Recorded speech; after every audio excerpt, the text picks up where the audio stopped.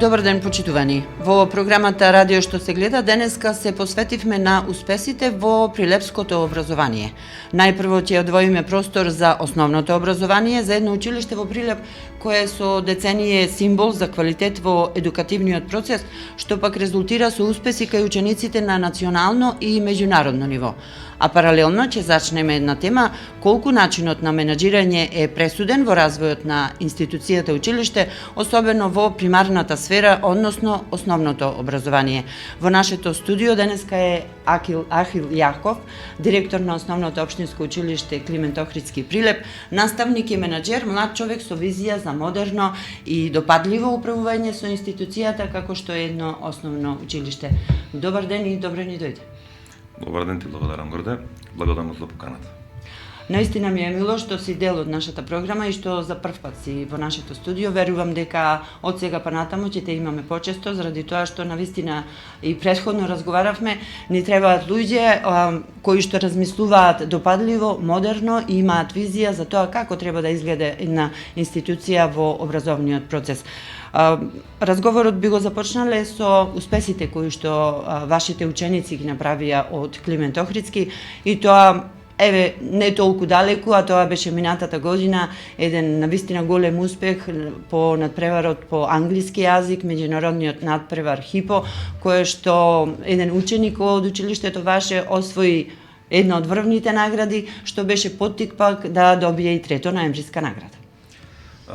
Пред да почнеме разговор, воедно сакам да му честитам на Петар, затоа дека ќе биде гостин кај вас, за постигнатиот успех и му посакувам голем успех и во понатамошното школување. Пред себе почнал со нашето училиште Климент Охридски Прилеп. Во моментов број со 780 ученици, се простира во 3 образовни институции, главното училиште, ресурсниот центар познат како училиште со посебни образовни потреби и подрачното училиште во село Мажичиште, или се насе училиштето главно брои 44 паралелки. Се на твоето прашање ми одговорил вака, значи секој предмет си има своја филозофија, различна. И не можеш како директор да одвоиш кој предмет е децата најмногу го сакаат, но према постигнатите резултати на оваа учебна година, да ја земиме како репер или пример. Значи не вклучувајќи ги општинските надпревари, нормално тие се проскалило кои што децата понатаки се воздигнуваат како со успеси. Можеме да се пофалиме со многу постигнати резултати на регионален, државен и меѓународен успех, воедно вклучувајќи ги тука и олимпијадите. Сега си направив еден концепт овде на деца, бидејќи некаде се околу 68 ученици се и по различни предмети. Пример имаме на државни надпревари, почнувајќи од Лаура Кајџановска, Деја Оропан, Илина Јовановска, Марко Граровски, сите со овие што ги набравувам прави места кои по македонски, англиски, географија, информатичко размислување. После имаме Илин Костовски по математика, Илина Радецка, Анастасија Кранче, Марко Кузевски, не би сакал да прескокнам некој, но бидејќи се многу, само читам преку редови, отприлика да сватите за што станува збор. Германски јазик надпревари, регионални надпревари по географија, државни надпревари, трето место, прво место, второ место и пред се, она што го кажавте на почетокот, она олимпијада, која беше за англиски јазик ХИПО, нормално имаше прелиминарни надпревари, додека се дојде, и завршната или финалето светско беше во Рим, во Италија, каде што нашиот ученик Вања го освои првото место. Според она што го слушнав, од постигнатите резултати, офатени се сите предмети кои што ги има во основното образование. На што се должи ова? Потребна ли е посебна дополнителна работа со учениците? На каков начин, како менаџер сега, од позиција на менаџер, прашањето е колку е застапена дополнителната настава кај децата кои што покажуваат посебни резултати или имаат посебен талент во основното образование. Треба ли тоа да се поттикнува кај талентираните ученици? Сигурно не е случајно ваквите резултати што се постигнати.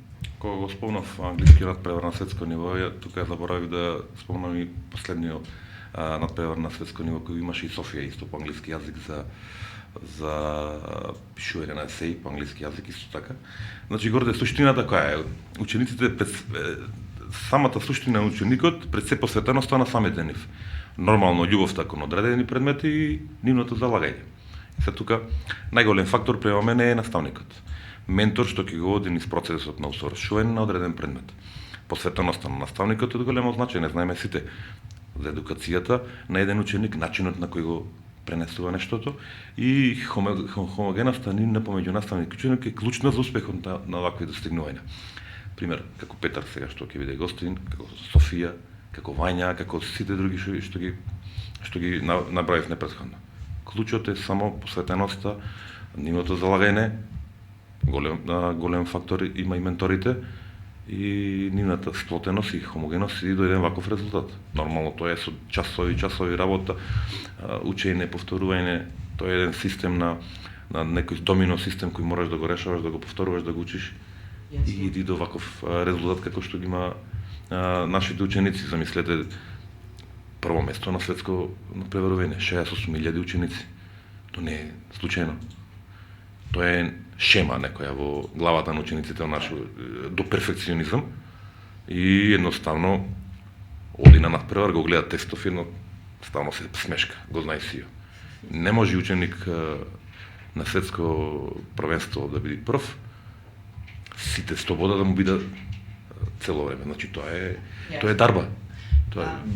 Од покрај дарбата, значи работата со менторите, со наставниците, учењето, системово што го имаат во главата и отприлика тоа е по мене успехот за едно вако достигнување. Но сигурно ќе се сложиш со мене дека тоа подразбира и надоградба кај наставниот кадар, бидејќи вие како колектив, зборувам, сигурно учествувате во различни обуки, дообуки, но исто така и програми каква што е програмата Erasmus Plus и колку сето тоа овозможува да има еден таков пристап наставникот, како што спомна, а тоа е еден модерен пристап, современ, но јас би рекла се враќаме на едно време кога ние бевме ученици, а тогаш беше пристапов баш таков вистински, не со некоја резка граница на наставник и ученик, но едно допадливо образование кое што ќе му биде навистина интересно на учениците да можат да го совладаат тој материјал кој што го имаат.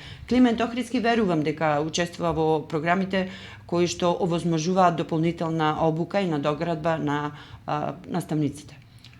Нормално пред се, значи, со самата модернизација на светот, со достапот на интернет, не постои наставник што не е повеќе едуциран од понешните генерации како што бевме ние. Сега има пристап на информации достапни за усовршување на различни методи на предавање и така натаки. Нормално тука сега влегува и обуката на наставниците по различен предмет. Како училиште, задолжително, ако сакате како училиште да напредувате, мора раководителот, менаџерот на институција да внимава на тоа поле. Без разлика кој предмет ги испреќа наставниците на доусовршување, на доградба на нивното знаење, на обуки, на било какво, се што е поврзано со нивно надградување на наставниот материјал. Верувам дека сте дел и од Erasmus Plus програмата или пак се размислува веќе да бидете во некој од проектите? Така, да. Сега до пред еден месец ни заврши програма Erasmus, имавме успешна реализација на наставнички кадар, испратен во Сплит, сега баш вчера ги докомплетиравме сите материјали и тоа е еднаш до 2 пати годишно задолжително и нормално за таков тип на програма како што е Erasmus, платформа на Erasmus, треба и познавање. Јасно. На нештото, бидејќи е тешка бюрократија, пишување, то не може да го направи. Не е едноставно. Не е едноставно. Во теко на еден наставен процес во една учебна година, по моје, мислам дека е најдобро да се едуцира наставниците да дадат обуки, поготово за Erasmus. Тој први имаме два вида на Erasmus, K1 и K2. Едниот е за наставници лично, другиот е за наставници со ученици. Пред се, тука е едукацијата, тука е новиот начин и пристап да го видат учениците како е во европските земји. Гледиштата, перцепцијата му се зголемува со нештото. многу полезно и нас како наставници и учениците ја гледа различна димензија на учењето, тука да не кажувам дека има нови пријателства за секогаш. Нештото што го принува таму е несекојдневно и може би еднаш или два пати во животот може да го доживеете такво нешто. А Еразмус, програмата што е сега, ви го овозможува тоа. Но пред се, ќе се вратам на првото нешто, морате да знаете да направите. Инаку тешко ќе биде. Да, и со многу желба и љубов. Да, пред се. И би ја напоменале тука и дигитализацијата која што и интернетот нормално, кој што на некој начин поттикна за поинаков развој и можност да сите тие наставни програми и предмети поинтересно бидат достапни до учениците, а уште повеќе тоа го направи пак пандемијата, бидејќи пак беа приморани да ги користат тие алатки.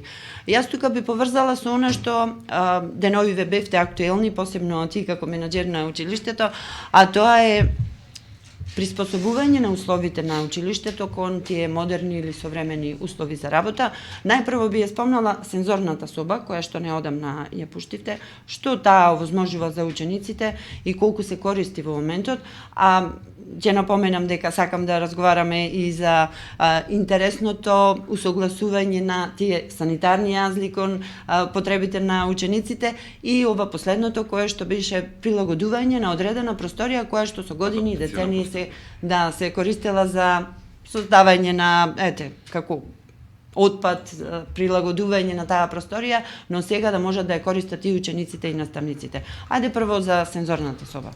Онај дел што го кажавте на почетокот, она дигитализација, усовременување на нештата, би го ставил во она реновирање кое мора да го кога станува збор за реновирање мора да го има секој училиште. Се сензорната соба во суштина ја пуштавме два пати. Првиот пат беше пред 5 години, но поради попречени услови таа не проработи. Вон стандарди беше, сега ја пуштивме сензорната соба, чинам беше пред 6 месеци. За една сензорна соба да имате дефектолог наставник или специјален едукатор или рехабилитатор му треба задолжителна обука.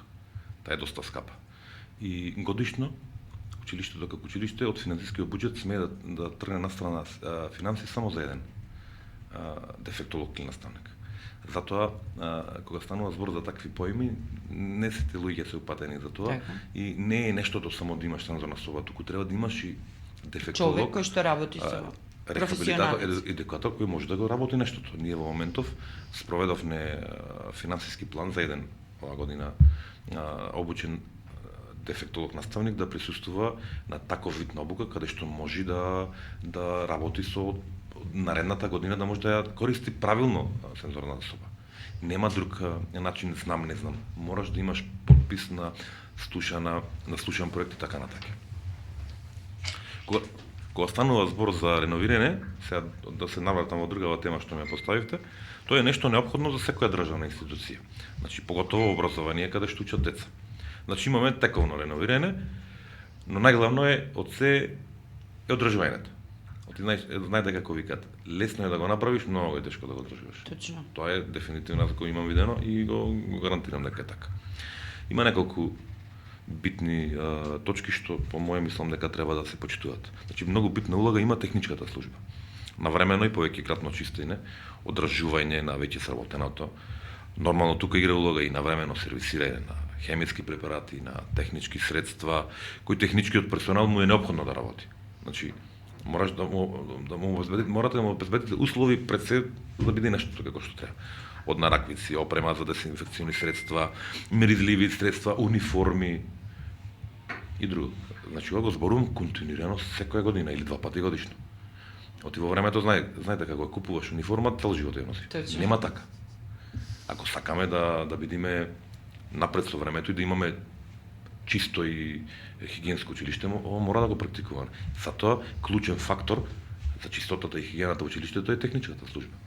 И набројав што треба за да биде како што треба. Второ, битен фактор поменете учениците. Може би најбитен. Зошто? Значи, нивната култура, едукација, дисциплина, совест, како да се зачува тоа што престојуваат по неколку часови таму, како да зачува тоа што е нивно, тоа што му е како втор дом. без совеста нивна, научена од домашната култура и воспитување, тие пренесуваат тука. Многу битно тоа да го нешто како наставници, како менаџери, ние му го вседуваме на самите ученици за нивното нешто да го пасат. Трети, мислам дека најбитен фактор, без некој не можеме, а тоа е помошта на локалната самоуправа и градоначалникот. Значи, финансиските стимулирања за нештото да биде во континуиран тек. Сега, што значи тоа?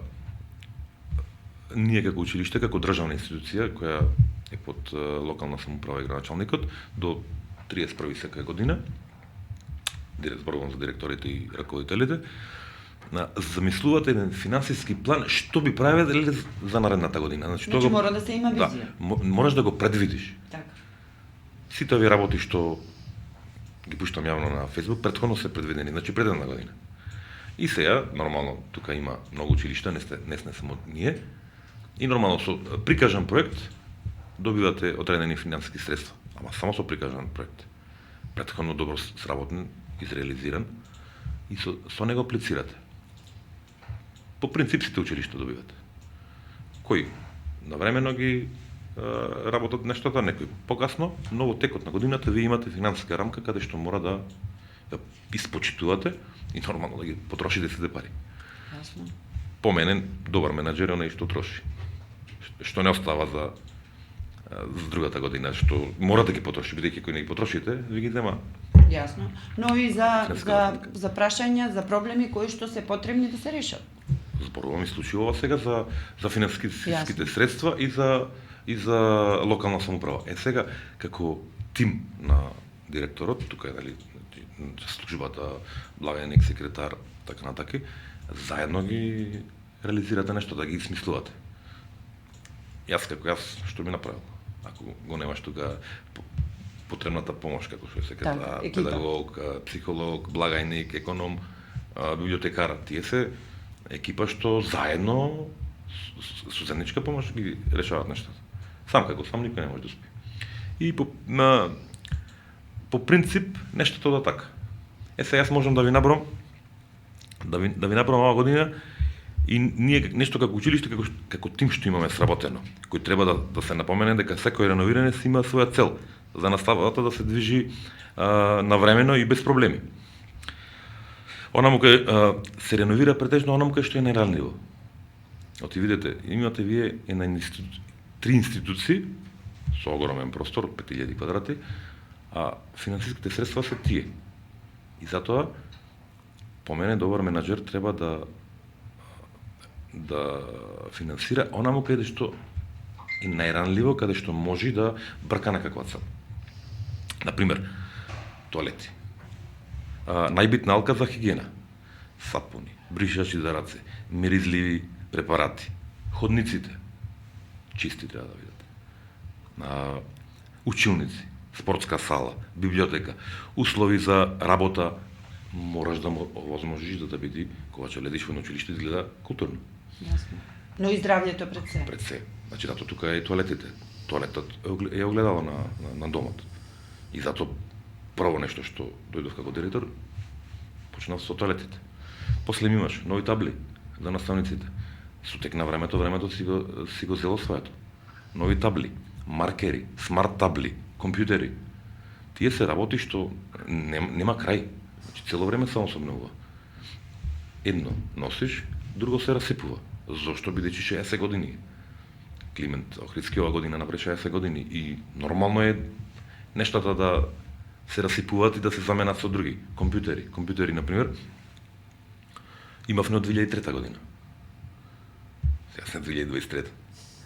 Сами знаете со модерната технологија што значи секоја година треба да се 20 години што значи еден компјутер. Апсолутно се што е неопходно наставата да тече да има квалитет. Јас ќе ви набрам сега тоа што имаме сработено, па ќе оцените сами како се движиме како училиште. Кратко. Имаме комплетна градежна реконструкција на сметот на посебните паралелки.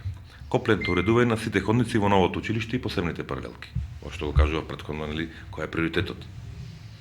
Нова спортска сала за децата со посебни потреби. Комплетно нов тоалет за наставниците и техничката служба во новото училиште. Значи новото училиште или новата зграда, така ги класифицирам. Комплетно чистење на подрачното училиште во село Мажучиште, орање, постилање на зелена површина, значи на парковна зелена површина. Комплетно средување на ходници на приземјето во новото училиште со ПВЦ фолија. Комплетно средување и украсување на скалите во новото училиште. Поставување на заштитна ограда на школскиот двор, поставување на нови стативи и мрежи во спортскиот дел на игралиштето. Комплетно нов парк позади спортската сала, холтикултура и патеки со бекатон. Комплетно уредување на паркот позади посебното училиште. Комплетно предградување на заштитни зидови со анимации и со бои во склоп на училишниот двор. Комплетно обележување на спортска сала и училишен двор со професионална боја. Комплетна реконструкција на зидот на задниот влез, нов паркинг со бекатон. Нова лизгачка врата со сензор за затворање на задниот дел на прием на влезот на наставници. Значи се одделија тука наставници и ученици да нема и каде што поминуваат автомобилите на колите на наставниците да нема допир со учениците, а заради безбедност. Комплетна санација на старото тераца ходник што им беше во целото училиште и професионално полирање на истото. Нова сензорна соба за децата со посебни потреби. Комплетно два нови кошови табли за надворешниот дел од игралиштето. Комплетна набавка за кабинет по физичко и здравствено образование, опрема и спортски реквизити, плюс комплетна спортска опрема кај децата со посебни потреби во новата сала. Комплетно нови тоалети во посебните паралелки, вкупно 9. Плюс еден тоалет приспособен за деца со посебни потреби. Комплетно нова библиотека со набавка од над 20.000 наслови. Комплетен нов кабинет по природни науки, хемија и биологија со сите реквизити во него. Комплетна реконструкција на сите тоалети во новото училиште. Значи вкупно 6 тоалети, 6 спрата, 16 кабини.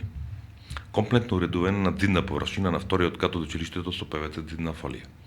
Уредување на зидна површина на вториот кат од училиштето со исто зидна фолија ПВЦ. Комплетно уредување на сите стакла од задниот дел од училиштето со ПФЦ перфорирана фолија. Набавка на 6 смарт телевизори и 4 смарт табли. Набавка на комплет музичка и ликовна опрема на наставниците по музичко и ликовно образование. Комплетна реконструкција на предната ограда на училиштето.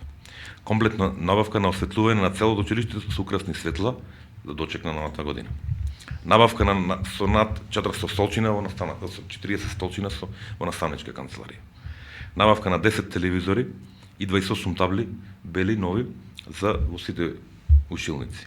Набавка на завеси од дел училиштето. Комплетно нова просторија за технички персонал. Комплетно набавка на облека на техничкиот персонал, тоа што претходно зборувавме. Набавка на 2 нови професионални машини за полирање. Набавка на 2 косилици, рачни косилици. Замена на стари прозори и врати за ПВЦ со нови врати преку 10. Комплетна опрема на електрична инсталација на струја на приземјето во училиштето. Промена на преку 100 лет штедливи ламби и новина што ја донесовме лани беше комплетно обезбедување со физичко присуство на училиштето. Ова се некаде околу 45 проекти. Браво. Што ги отприлика ги направивме до сега. Тука не го вклучувам и кабинетот по информатика и ова што сакате да зборуваме за адаптациониот простор за училиштето. Затоа не е ни чудо што имаме и прашање. Сакам моето дете да го запишам во прво одделение во вашето училиште, живееме во Варош, а тоа треба да учи во Блаже Конески. Дали има таква можност? Значи не е случајно прашањето. Тоа може да не го зборуваме овде, туку може и во рамките на училиштето да и да поразговараме. Значи го повикуваме родителот да се обрати до вас лично, со физичко присуство би рекла, па да разговарате на оваа тема. Јас би предложила овој дел од разговорот. Сакам да кажам, извини Горде што те прекинав, имаме закон за реорганизација во општината, каде што по принцип некаде од 20 до 25 април ги земаме сите потребни информации од полиција и доставува список на првоодделенци што треба да учат во училиштето. По принцип, значи секој училиште си добива свој список за деца каде што припаѓаат. И законот за реорганизација е некаде околу 90-та година и важи. И по принцип треба да секој дете да учи каде што живее. Тоа е закон за реорганизација. Сега вакви примери како се што ми прочитавте се водат на една адреса, живеат на друга. Имаме разделени родители, имаме деца што живеат со баби и дедовци. Најразлични случаи каде што може да се случи вакво преместување, али по принцип здраво е секој дете да се учи онаму каде што припаѓа. Да, но еве лично ваш став, не само за вашето училиште, но генерално. Јас барем така мислам и претходно, пред да го започнеме разговорот, тоа го спомнав, некако и основното и средното училиште, образование во Македонија ми заликува на американскиот начин на образование, каде што родителите и децата одбираат каде сакаат да учат. Не е ли време за да може на таков начин да функционира основното и средното образование? Па затоа кажав горде претходно дека има закон, постар закон за реорганизација баш тие работи за да не се направи една нелагодност помеѓу училиштата, ваму сакам, ваму не сакам. Се имаме тука различни структури на училишта. Пример, имаме и структура во Добреварански каде што има популација ромско население. И по мене е строго забрането да се одделуваат учениците да учат во другите училишта, а ради сегрегација да дојде на населението во училиштето. Се знае кој каде треба да учи. Ви кажав со претходни примери кога би можело детето да се смени во друго училиште. Сето другото е сепак да, и како родител имате право каде што сакате да го запишете на вашето дете, но сепак има закони што постојат и во државата и во општината. Сега не секогаш е така. Да не зборуваме, има различни начини кои не би го коментирал. Јасно. Да го продолжиме разговорот со она што беше повод за твоето гостување во нашата програма, а тоа е адаптација на просторот кој што досега се користел за друга намена. Како дојдовте до таа идеја и зашто ќе биде користен тој простор, тој објект во иднина? И воедно едно прашање, што до крајот на учебната година може да се очекува во однос на овие иновативни идеи кои што ги имате или зацртани проекти во училиштето Климент Охридски, а вие менаџирате со него? Пред да дојдеме до адаптацијниот простор, последно нешто што го објавивме на нашата Facebook страна на социјалните мрежи беше и новиот кабинет по информатика и заедно со новиот адаптационен простор во подрумите на училиштето. Кабинетот по информатика го направивме во најсовремена училница со најнови по пропорција компјутери, со смарт телевизор, со адаптационен мебел, воопшто да не смета на учениците, значи прибрани канали, кабли, очиците од самите компјутери. Значи, едноставно она што го гледаме во европските земји, го донесено кај нас. Тоа е ради едноставно чисто да влегуваш и работиш. Да немаш сметни од ништо. Значи, по така е замислена просторијата по информатика со најнови ресурси, со чисто нови софтвери. Знаете, од 2003 до 2023 20 години. 20 годишно дете. Да. Да можат учениците пред се наставниот кадар квалитетно да ја изврши својата задача во рамките на програмирањето, на информатиката, на истражувањата. Таа ми беше идеја уште од старт, но некогаш нели кажав на почетокот, не секоја идеја одма се реализира. Тука фактор се финансите и така натака, и просторите. И се вториот проект кој сега неодамна го ставиме во функција беше адаптација на простор. Тоа превод би значело подрумски простори заборавени во 60 годишното постоење на училиштето, се до ултрамодерни простори за секаква дејност. Сега така, што значи тоа? Во времето училиштето се затоплувало со, како и сите, со ќумори, со чумбина.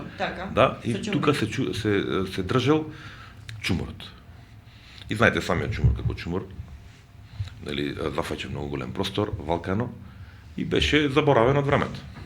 И како идеја, а голема квадратна површина беше како да се пренамени нештото. Смисливен план. И тоа можам да кажам дека 6-7 месеци е мислена таа тема како и што. Сега, што испадна од сетото? Околу 860 квадрати е сиот простор, може би нешто повеќе. Испадна културна работилница за хаусмајстор. Нормално, каде што можете седат да работат, да ти помагаат во рамките на склопот на училиштето. Два големи излегови магазински простори. Од една просторија? Од само една просторија? Зборувам за подрумот сега. Так. Оти навлеговни поднем. Две големи магазински простори, каде што нормално просторија како просторија или сосен можат да го користите да се. Излезе комплетно нова училница или кабинет по техничко образование. Комплетно нова. Медиотека, каде што ќе можат наставниците и учениците да уживаат во слободното време. За читкање на некоја книга, играње шах, гледање телевизија, спортски настани, сето тоа е подкрепено со телевизори. Исто така собликувална за првачината. Тој е простор каде што ги стават своите патичини облека пред да влезат во спортската сала. Да. И кабинет по физичко, субава спортска сала за првачинава, тоа е заедно сето проектиран. Едноставно да му се долови нештото на ученикот. И првачината се пред се, знаете, уште не се приспособени, уште наставниот процес го гледат низ игра. И така беше смислено кога ќе влезат внатре да биде како во сликовница. Да се адаптира. Оти некогаш не стално имаме проблеми со првачината, некој не сака да седи сам, сака родител, а знаете, со дојавите на бомби што беа претходно забрането е секаков вид на движење во училиштето од возрастни. И сега фактички првачината ги зема наставничката од врата и ги носи. Проблем има дете што е навикнато на своите родители и му представува голем проблем да биде само. Убаво рече да го чувствува како свој дом. Втор дом. Таа беше поентата уствари за најмалите. Нормално тука битен фактор е изследувачот. Кај нас тоа се пушти во јавна набавка.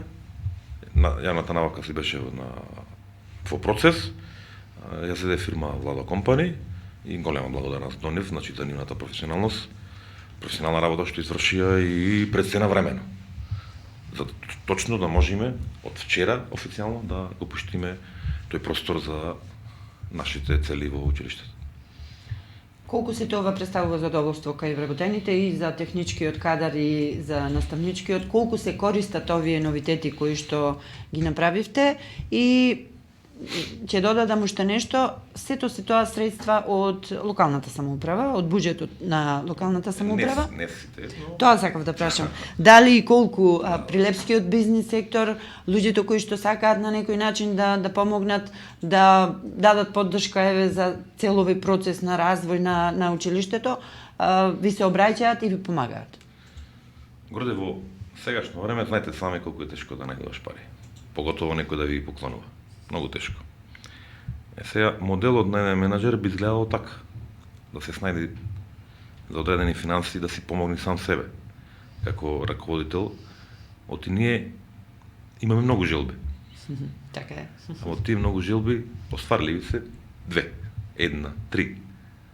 И сега тука е работата, по мене мојата, да влегуваш во стопанските комори, во коморите за бизнисмени, да најдеш модул или решение како да ги убедиш тоа нешто што го инвестират, дека ќе биде во добробит и за нив и нас како процес. Бидејќи вие ме прашавте колку се задоволни наставниците. Кој не би бил задоволен во ново?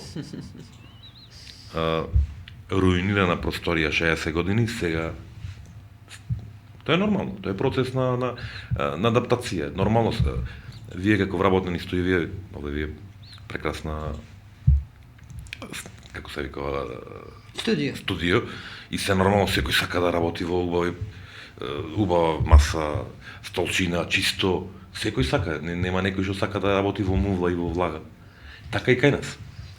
Тоа е начинот, тоа е процесот на кој јас лично како менаџер и мојата екипа што е во училиштето се стреми да направиме услови за 60 години да биде практични пред се, не само направи го и да го нема, не, практично да биде квалитетно. Јас имаше еден мајстор, ни ја менуваше до грамата и му викам: "Ова врата мораш да ја направиш дено да се отвори 1800 пати." Вака ми се поли. И да го издржи тоа. Зошто толку ми вика? 800 деца имаме. Денеска 3 пати дете во училище. Ако не ја направиш ти ова врата денеска се отвора толку пати, тогаш не е добра. Таа е поентата. Поентата не е само да направиш утре, нели, во претходното што го правев немуавет, мора да се одржува. Мора да имаш мобилна екипа цело време што ќе ровари и гледа аномалии во училиштето. Деца се. тоалетите, со влажни марамчина се затнува со било. Мораш да имаш екипа. И се соред. Знаете, голем процес но сепак да се вратам на моветот, финансиските главно ги добиваме од локалната самоуправа и градоначалникот, како системски решение на училиштата, но јас лично не знам за другите се не зборувам. Посредувам, сум бил посредник и со стопанска комора, со бизнисмени да помогнат колку толку. Има ли интерес од кај нив? Од нивна страна, од страна на бизнисмените? Колку гледаат во тоа дека навистина треба во одреден момент, еве при ваква криза во која што живееме последниве години, да скокнат и да помогнат за одредени, ако не друго, основни потреби кои што се за училиштата, каде што, еве, толку е и лимитиран буџетот на општината, не може да се помогне. Горде, никој не сака пари да дава. Реално. Но мораме да најдеме нека формула што сепак ќе го натера самиот собственик, бизнисмен, да вложи во нештото, да вложи во иднината, да вложи во младите. Еве, Софија, Вања, Петар, тие деца се таленти, тие би не представували Македонија. Кај сакаш? Ако не вложиш во тие деца, то ти е фидбек. Јасно. Едно даваш, три земеш. Останува уште дел од прашањето што до крајот на учебната година и дали училиштето има некакви планови кои што можеме да ги очекуваме, што ќе резултираат, што вие би ги сработиле како менаџер, зборувам, и што е според вас она што приоритетно дополнително треба да се направи во училиштето, централното училиште и во подрачното училиште? Имам уште 3 моментално проекти кои до крајот на годината треба да ги реализирам. Едниот веќе го почнав. Што е приоритет? Горде, се е приоритет. Одржуваш нешто што е многу старо. Тоа ти е никогаш нема крај. Посебна приказна е основното училиште во село Мажучиште. Значи, моментално ние капиме. Се знае како се работи. Ново, за да се одржува. Но приоритетно ни е сепак таму каде што сме најранливи. Јас имам 3 проекти за заличување на училиштето. Значи да остане хортикултура, уредување сега спремам теков на ова недела. Столчина, маси, училници. Како што кажав, не можете се наеднаш. Имаме 30 училници. Да. Сега постепено, како што имате, така од секоја бранжа мора да помогнете. Оти не е само спорто, фигуративно зборувам. Имаш географија, физика, дефектолози, мажучиште, посебни паралелки, секој сака, морате да балансирате со сите. Сите да бидат задоволни, инаку ако се насочите само на нешто, други би имало незадоволство. Секаде помалку.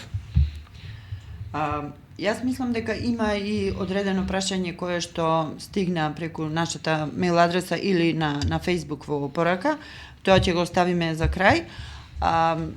Јас би запрашала последно ваш личен став, бидејќи ми се чини дека Македонија континуирано последниве 30 години, а особено последниве 4-5 години се случуваат реформи во образовниот процес, кои што за жал последниве неколку години предизвикуваат низа негативни реакции кај наставниот кадар, не само од Прилеп, туку од цела Македонија. За жал, малку од овие негативни реакции стигнуваат до тие кои што се пресудни во одлучувањето, недостиг на учебници, реформи кои што спојуваат неколку предмети.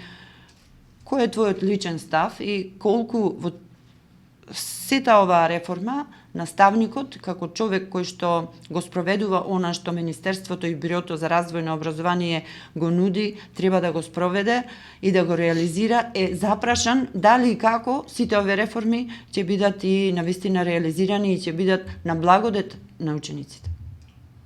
Знаете како? Моето мото е секогаш морате да бирате вистински луѓе во вистинската професија. Ова нова концепција сега што ја слушаме во Штоди на етер на социјалните мрежи е стасана до 600 делени. Има многу нејасноти. Има, бидејќи се спојуваат повеќе предмети во едно. Но за жал има неколку наставници што би можеле да останат реално без работа.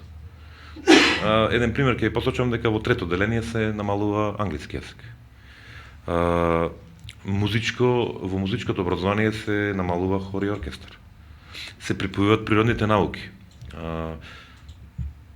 Не би сакал да шпекулирам, но може би дошло да предава историја, географија и физика и природни науки и хемија различен предмет да мора да го имат. Уште не е концепцијата точно разјаснета, се надевам дека нема да имаме проблеми, бидејќи сепак како што кажав на почетокот е многу битен и наставниот кадар. Наставниот кадар е обучен и треба со сите пречки што ги има, што го дава животот, мора да се справува. А на почетокот што кажав дека мора на вистински кадар да ставате, тоа е бидејќи мора вистински луѓе да ставите во образованието што го познаваат. Не може луѓе што не биле во наставен процес како наставници, како професори да одлучуваат за нас. Знаете како е се? Да одлучува за мене некој што е по географија, јас сум спортист. Тоа не е нелогично. Исто така и во образованието се стават, да мора да се става вистински кадри што го познаваат образованието, да знаат како е текот. Додека не седнеш да работиш со ученици, ти не би знаел вистинската пречка која е. Така и со новата концепција. Не знам искрено, ја разработуваме сега пред ден-два, правевме планови како би било, што би било. Ви кажав, има недореченост, има и некои нелогични работи, но ќе видиме. Имаме прашања поврзани пред се пофалби има, Ристе пишува преубаво училиште, браво за директорот. Колку ученици учат тука, кажавме на почетокот. 780 моментот се за жал, ова е бројка првично од септември, 36 ученици се има отпишано од септември до вчера. Второто прашање е тоа, во однос на иселувањето. Да. Колку навистина е голем интересот за отпишување од училиштето заради иселување? Навистина ли толку е многу голема бројката и колку треба да бидеме загрижени за ова?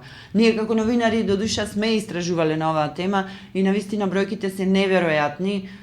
Само еден податок кој што деновиве го научив е дека во Основниот суд во Прилеп има поднесено барање за 5000 потврди за неосудувани лица кои што по предпоставка 90% од нив заминуваат во странство. Како е во вашето училиште?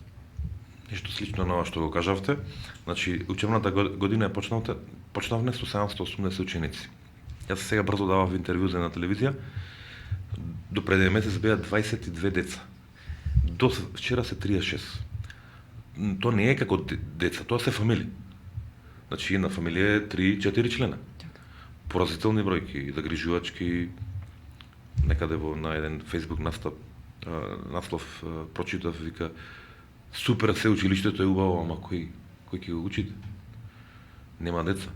Ние сме централно градско училиште каде што една фамилија од 1-2 деца е максимум, немаме повеќе. И е загрижувачка бројкава, не знам што понатаки заминуваат, се иселуваат луѓето, бегаат од системот. Да, бегаат од системот. Да. Убаво кажано. Кои се вашите предвидувања за првоодделенците? Еве веќе почнуваат и уписите за прво одделение. Колку очекувате и дали тој број се намалува континуирано со текот на години? Горде јас, кога се вработив, беа 1200 ученици. Вкупно? Скоро пред 20 години. Сега се 780. Сметајте дека некаде по просекот и така се смета училиштата се околу 400 фамилии или заминати, или едно дете, 2 деца, многу 3 веќе многу ретки се фамилиите со 3 деца. Сега што предвидувам, го добив списокот од полиција, имаме отприлика средно деца што треба да запишеме, се надевам дека ќе има доволно, бидејќи знаете дека имаме ние закон за основно образование каде што една паралелка мора да сочинува 24 ученици, а имаме 4 наставници. Се надевам дека ќе има од 96 повеќе ученици. Значи околу 100 ученици. Се надевам, да, се надевам. Точната бројка не бија шпекулирал, бидејќи тој период каде што 2015-2016 година каде што се раѓаат тие деца имаше многу пореđаи во Битола. тие бројки ги немаме сублимирано и затоа точно не можам да кажам. А вака на список како што се сега се околу 60. Исто така, познато е по населените места дека се намалува бројот, како е во подрачното училиште во Можучиште, се намалува ли таму бројот? Сигурно има и комбинирани паралелки. Има две комбинирани паралелки, прво, второ и трето, четврто и петто, две наставнички. Моментално имаме 11 ученици, во година ќе видат 13. Нели тие, имаш домино процес, од петто деление веќе учат во градското училиште, а новите првачина се нови, пример, едно петто деление или две одат, три идат. Тука сме стабилни. Ако може да се рече дека сме стабилни, а инаку имаше по 29-30 ученици во времето. Но сега полека се намалува таа бројка. Јас останува да ти се заблагодарам за разговорот. Честитам за успесите кои што се постигнати и до тебе честитки како менаџер на едно основно училиште, со визијата која што ја имаш за училиштето да биде втор дом за учениците и да биде посакувано училиште во кое што би сакале да се запишат и учениците, секако и нивните родители да ги запишат своите деца. Од друга страна, верувам дека визијата која што ја имаш во однос на плановите за до крајот на оваа учебна година ќе ги постигнеш заедно со локалната самоуправа и со бизнис секторот во Прилеп. Останува поканата отворена до тебе и до наставниот кадар кој што е во основното училиште Климент Охридски за сите новитети па и проблеми и отворени прашања. Нашето студио е отворено за разговори и за дебатирање, но и секако надминување на предизвиците со кои што се соочуваме и како нација, но и како образовен систем. Ви благодарам на поканата, ми беше чест што присуствував, се надевам дека ќе се видиме за брзо. Благодарам уште еднаш.